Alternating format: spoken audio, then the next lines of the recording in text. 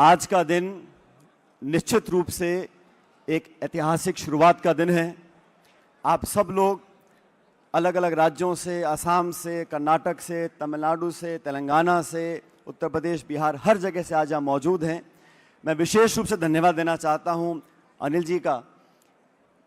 आप सबको आमंत्रित किया और हम सब लोग आज इकट्ठा हुए हैं ये संकल्प लेने के लिए कि आने वाले समय में जो ऐतिहासिक लड़ाई कांग्रेस पार्टी ने लड़ी है, सामाजिक न्याय की, सबको साथ लेकर चलने की, गरीब, दबे, कुचले, पिछड़े लोगों की, ग्रामीण क्षेत्र में रहने वाले वो किसान वर्ग, वो लोग जो सक्षम नहीं है अपना संघर्ष लड़ने के लिए, उनकी आवाज बनने का काम कांग्रेस पार्टी कर रही है।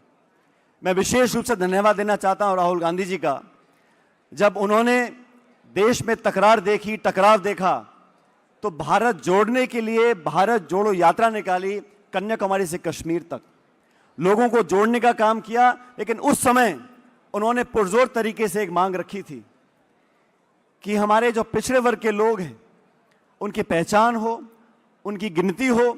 और ये संकल्प लिया पार्टी ने, कांग्रेस वर्किंग कमेटी ने, कि देश में एक जनगणना ऐसी हो जहां हर ओबीसी के व्यक्ति की गिनती हो, उसकी पहचान हो।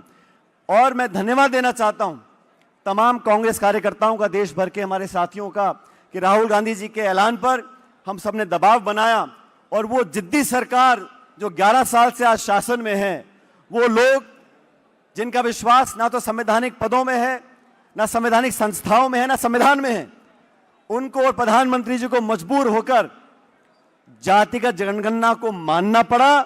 और मैं स्पष्ट करना चाहता हूं, राहुल गांधी जी ने जब कहा कि हमें जनगणना चाहिए, तो जनगणना में एक कॉलम लगाकर व्यक्ति की जाति पूछ ली जाए, ये हमारा उद्देश्य नहीं था।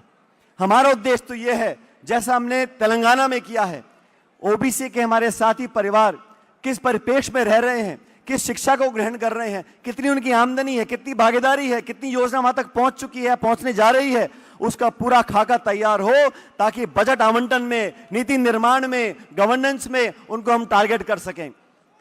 गरीबों को, पिछड़े वर्ग को आवाज देने का काम कांग्रेस पार्टी ने हमेशा किया है। और कांग्रेस वो संगठन है जो सब लोगों को एक साथ जोड़कर चलना चाहती है। आज इस अधिवेशन के माध्यम से पूरे देश भर के कांग्रेस के कार्यकर्ता, कांग्रेस नेता इकट्ठा हुए हैं। अभी खड़गे साहब यहां पर आएंगे, राहुल जी भी यहां पर आएंगे, और एक संदेश हमें लेकर जाना है। साथियों, इस देश में आज जो लोग शासन कर रहे हैं, उन्होंने जाति, धर्म, बिरादरी, समुदाय के नाम पर लोगों को बांटने का काम किया है। हम लोग जोड़ने का काम करते हैं। पूरे देश में जो आज पिछड़ा वर्ग है, सब लोग साथ आए, आने वाली पीढ़ी को शिक्षा मिले, रोजगार मिले, अवसर मिले, वो पायदान मिले कि अपनी प्रतिभाओं को वो प्रदर्शित कर सकें। इस बात का संघर्ष कांग्रेस पार्टी कर रही है। चुनाव जीतना, लड़ना वो अलग बात है, लेकिन आज संगठन को मजबूत करने के लिए, देश की आधी आबादी को ताकत देने के लिए, इस मन से, ओबीसी के मन से हमें एकत्रित होकर एक आवाज में, एक स्वर में एकजुटता का नारा देना पड़ेगा। और आने वाले समय में, अभी कर्नाटक के मुख्यमंत्री जी ने बेंगलुरु में जो एक मीटिंग बुलाई थी, उसके बारे में आपको बताएंगे। एक संकल्प लिया है कांग्रेस पार्टी ने, वो लोग जिनकी आवाज सुनी नहीं जा रही, वो खाई जो बढ़ गई है अमीर गरीब की, गांव और शहर की, उस खाई को कम करने के लिए पिछड़े वर्ग में बहुत सारे समाज के लोग हैं देश भर में।